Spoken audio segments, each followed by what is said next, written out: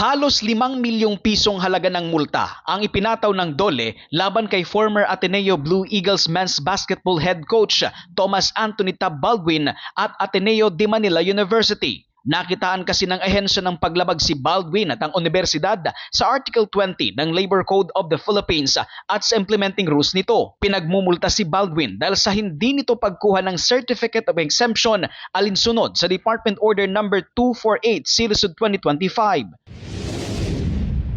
Yes, kasi 10,000 times 490 days, parang gano'n. Mula February 10, 2025 hanggang nag-resign ito noong June 15, 2026, nagtrabaho si Baldwin nang walang Certificate of Exemption. Katumbas ito ng 490 days na may multang 10,000 pesos kada araw. Idineklara ng DOLE na jointly and solidarily liable si Baldwin at Ateneo sa pagbabayad ng nasa 4.9 million pesos na halaga ng multa.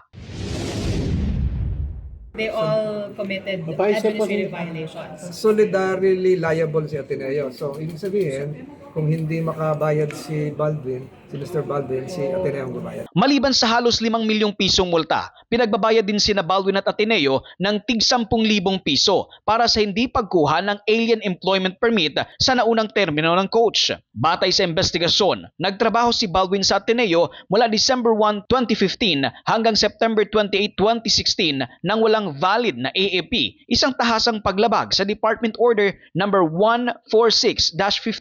Sa tanong naman kung hanggang kailan dapat mabayaran ni Baldwin at Ateneo ang kanilang multa, sagot ng DOLE, May number of days yun administratively 30 days dapat if I can recall, parang gano'n.